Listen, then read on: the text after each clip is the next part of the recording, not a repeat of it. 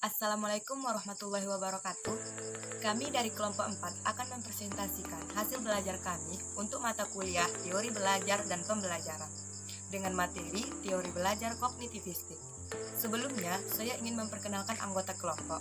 Dimulai dari saya sendiri, Nur Wahidah dengan NIM 21004023. Yang kedua, Asifa Andriani dengan NIM 21004049. Yang ketiga, Deana Maelvi dengan NIM 21004056. Yang keempat, Elsa Septawahyuni dengan NIM 21004062.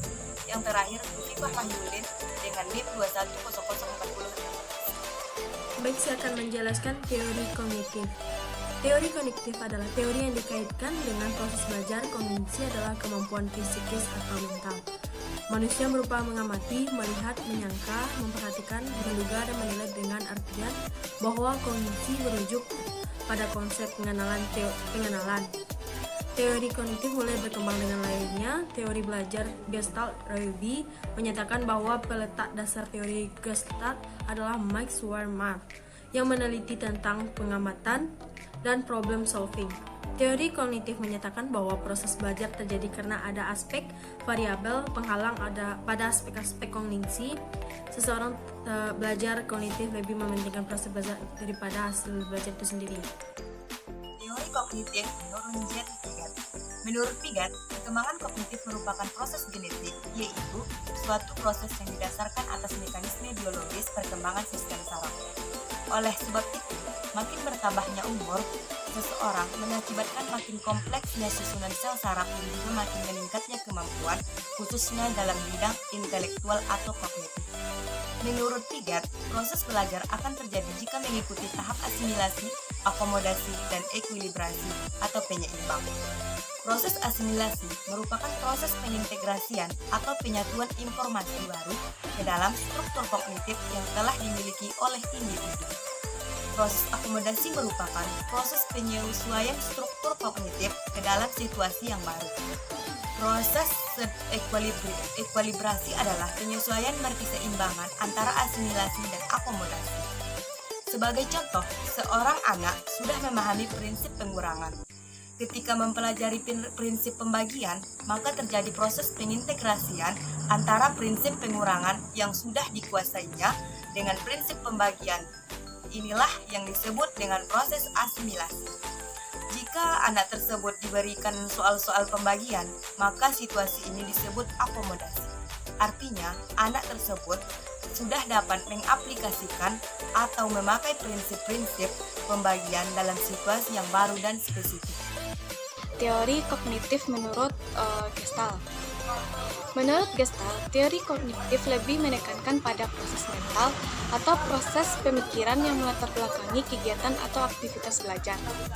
Pokok pandangan Gestalt adalah bahwa objek adalah peristiwa tertentu akan dipandang sebagai suatu keseluruhan yang terorganisasikan. Dari pengamatan yang dilakukan olehnya, ia menyesalkan dengan adanya penggunaan metode menghafal di sekolah dan menghendaki supaya siswa belajar menggunakan pengertian atau pemahaman dan bukan hanya sekedar hafalan. Para gestaltis dalam hal belajar memberikan perhatian yang sedikit terdistorsi dalam perlakuan konvensional, sehingga dari sudut pandang mereka, problem khusus yang ditekankan bukan merupakan seleksi natural. Menurut teori Jerome S. Bruner, Jerome Bruner adalah seorang psikologi Amerika dan peneliti senior di Sekolah Hukum Yale University. Bruner banyak memberikan kontribusi signifikan pada psikologi kognitif manusia dan teori belajar kognitif dalam psikologi pendidikan. Menurut Bruner, belajar bermakna hanya dapat terjadi melalui belajar penemuan. Pengetahuan yang diperoleh melalui belajar penemuan bertahan lama dan mempunyai efek transfer yang lebih baik. Belajar penemuan meningkatkan penalaran dan kemampuan berpikir secara bebas dan melatih keterampilan kognitif untuk menemukan dan memecahkan masalah. Pendekatan Bruner terhadap belajar didasarkan pada dua asumsi.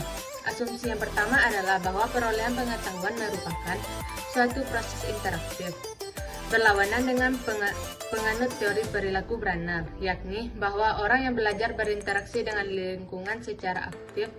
Perubahan tidak hanya terjadi di lingkungan, tetapi juga dalam diri orang itu sendiri.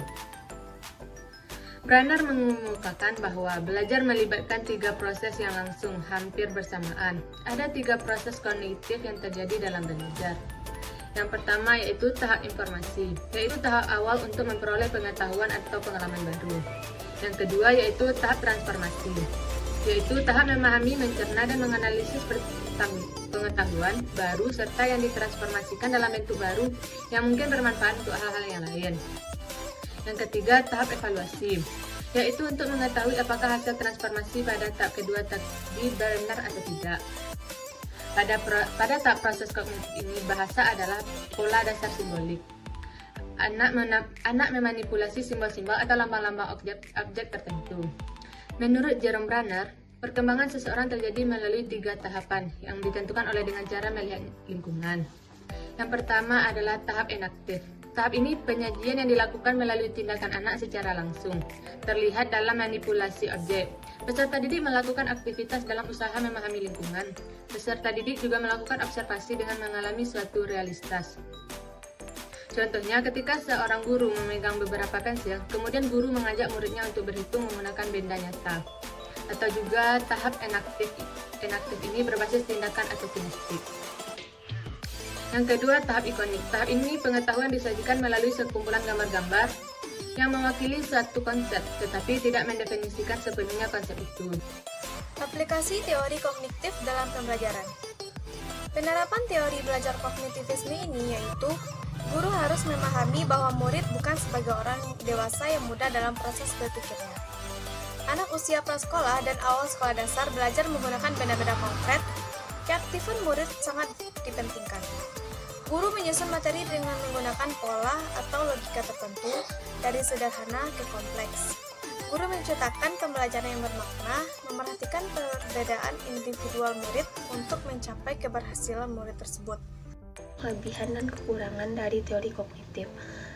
Untuk kelebihannya sendiri terdapat beberapa poin, yaitu yang pertama, sebagian besar dalam kurikulum pendidikan di Indonesia lebih menekankan pada teori kognitif karena teori kognitif lebih mengutamakan pengembangan pengetahuan yang dimiliki oleh setiap individu.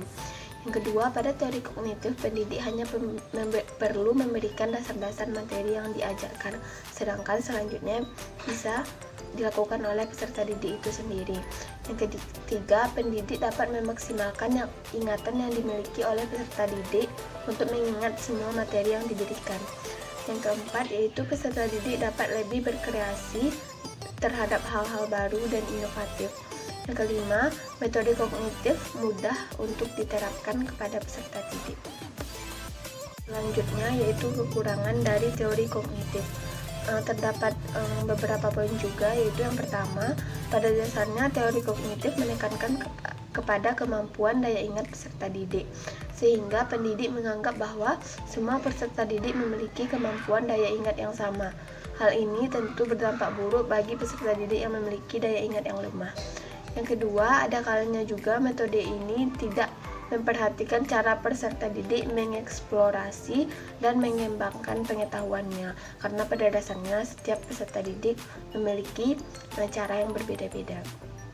Yang ketiga, apabila dalam pengajaran hanya menggunakan teori kognitif, maka dapat dipastikan bahwa peserta didik tidak akan mengerti sepenuhnya pada materi yang diajarkan. Yang keempat, yaitu jika dalam sekolah kejuruan hanya menggunakan metode pembelajaran kognitif, maka peserta didik akan kesulitan untuk praktek kegiatan atau materi. Poin yang kelima, yaitu dalam menerapkan metode kognitif perlu diperhatikan kemampuan peserta didik untuk menerapkan suatu materi yang telah diterimanya. Baiklah, sekian video presentasi dari kelompok kami. Kalau ada yang salah dan kurangnya, mohon dimaafkan. Assalamualaikum warahmatullahi wabarakatuh.